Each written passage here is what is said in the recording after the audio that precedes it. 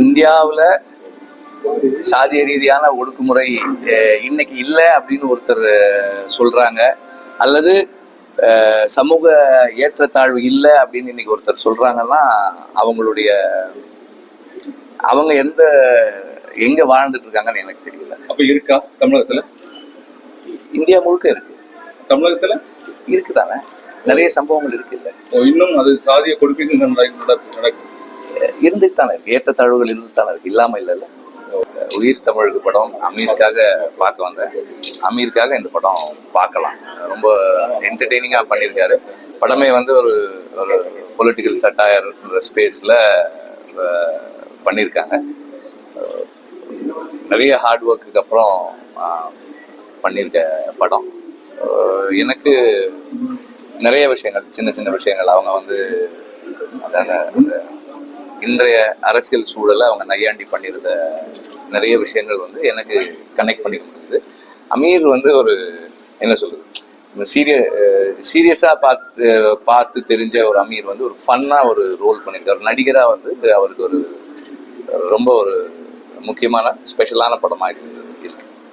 இல்லை, இப்போ நேற்று பேரரசு சொல்லும்போது சொல்லியிருக்காருன்னா, கடந்த காலங்கள் 36, 50, 70 போன்ற காலங்களில் வந்து நீங்கள் அசுரன் படம் மாதிரி தான், ஒரு தாழ்த்தப்பட்டவர் கூட இப்போ அந்த நிலைமை இல்லை. ஆனா தொடர்ந்து இன்னும் அது போன்ற ஒரு படங்கள் எடுக்கப்பட்டு ஒவ்வொரு நிலையும் மனநிலையை வந்து ஒரு பாதிக்கப்படக்கூடிய சூரியா இருப்பதாக சொல்றாங்க. உண்மையிலேயே அப்படி திரைப்படங்கள் வந்து நம்ம ஏதாவது ஒரு பொழுதுபோக்கை கொடுக்கலாம், அல்லது வேற ஏதாவது ஒரு இதை கொடுக்கலாம். இன்னும் அந்த பழசையே பண்ணிட்டு இருக்க அது பாரஞ்சித் படங்களா இருக்கட்டும், மாரி செல்வராஜ் படங்கள், இது போன்ற படங்களுக்கு பேரரசு ஒரு இது தெரிச்சு. அது எப்படி பாக்கி அது குறிப்பா வெற்றிமாறனோட பிரவீன் காந்தி, டேரக்டர் காந்தி அவர் பேசியிருக்காங்க. அவங்கள குறிப்பிட்டு பேசியிருக்காங்க. ஓகே, நான் வளர்ச்சி இருக்கு, தமிழ் படம் வந்து தளர்ச்சி ஆயிட்டு, நீங்க வளர்ச்சியில இருக்கீங்க அப்படின்னு சொல்லி கடந்து வந்துட்டாங்க மக்கள். இன்னும் அதை வைத்தே படம் எடுத்து இன்னும் மக்களை ஒரு புண்படும் செய்கிறாரா வெற்றிமாறன்? எனக்கு இது எப்படி பதில் சொல்லணும்னு தெரியல. ஆனா வந்து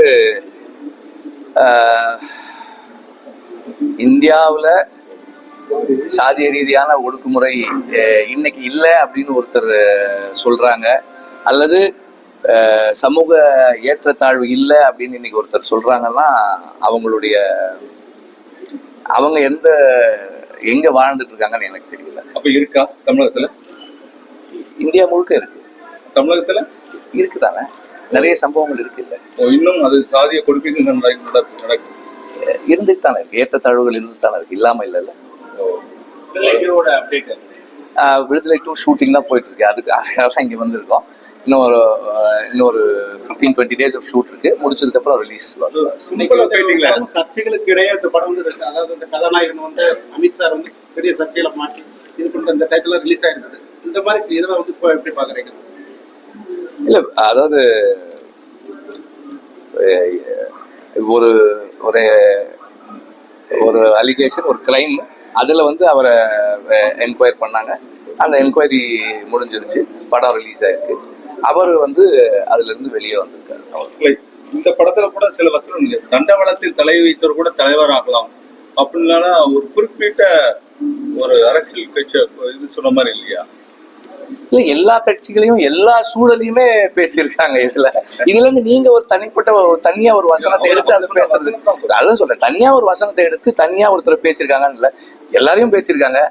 நீங்க இப்போ ஒரு 5 நிமிஷம் பாத்தீங்களோ, கொஞ்ச நேரம் பாத்தீங்களோ, அதனாலதான் ஃபுல்லா பாத்தீங்கன்னா எல்லாமே இருக்கு. எல்லாரையுமே நையாண்டி பண்ணுங்க.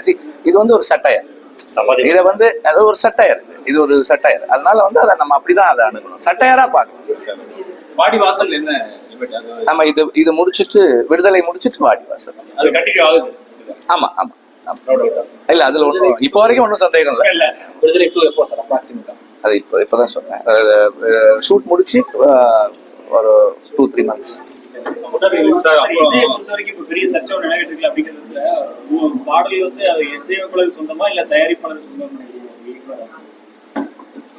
அதாவது அந்த நமக்கு சம்பளம் கொடுத்து வேலை செய்யறாங்க, வேலைக்கு நம்ம போறோம், சம்பளத்துக்கு போறோம். பட் காப்பிரைட்ஸ் வந்து இன்னைக்கு வெவ்வேறு தளங்கள்ல இவால்வ் ஆயிருக்கு அப்படின்னு தான் நான் நினைக்கிறேன். அந்த கிரியேட்டருக்கான due credits and due rights தேவைன்னு நினைக்கிறேன். விஜயோட தமிழக வெற்றி கழகம் அடுத்தடுத்த லெவலுக்கு போயிட்டு இருக்கு ஒரு அரசியல் கட்சியா பத்தி என்ன நினைக்கிறீங்க?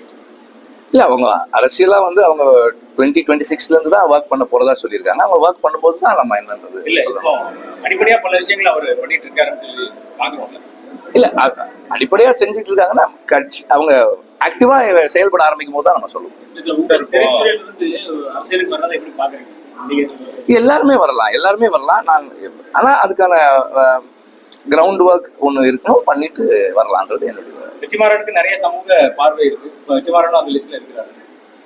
இப்போ வரைக்கும் அந்த மாதிரி ஒன்றும் இல்ல விடுதலை படங்கள்ல வந்து இந்த ஊழியர்கள் அழைத்து சென்று சரியாக சம்பளம் வழங்கப்படவில்லை சொல்லி தென்காசியில ஒரு புகார் வருது. உண்மையிலேயே சம்பளம் சரியா வழங்கப்படுகிறதா இல்லைன்னா அது மாதிரி புகார் அந்த மாதிரி புகார்கள் இருந்தா அது அவங்கள தான் நீங்க கேட்கணும். அது என்னன்றது புகார் கொடுத்தனாலதான் ஆமா அதான் அது அவங்க கிட்ட தான் நீங்க கேட்கணும், என்ன கேட்கணும். அவங்க புகார் உங்க மேலதான் சொல்றாங்க. சினிமாக்கு அழைத்துட்டு போய் அதுதான் நீங்க அவங்கள தான் கேட்கணும். அது கிளாரிஃபை அவங்கள இப்ப பண்ண சொல்லணும் நீங்க. சார் இப்போ இந்த படங்கள்ல வந்து ஆற்று மணல் கொள்ளை தடுப்பேன், அரசியல்வாதிகள் கல்வி நிறுவனங்களை வந்து பறிக்கப்படும், இது போன்ற கொள்கைகள்லாம் நான் வந்தா எலெக்ஷன் ஜெயிச்சா அமித் சொல்றாரு. இது வந்து நான் திரும்ப சொல்றேன், சட்டையர்னா தெரியுமா உங்களுக்கு?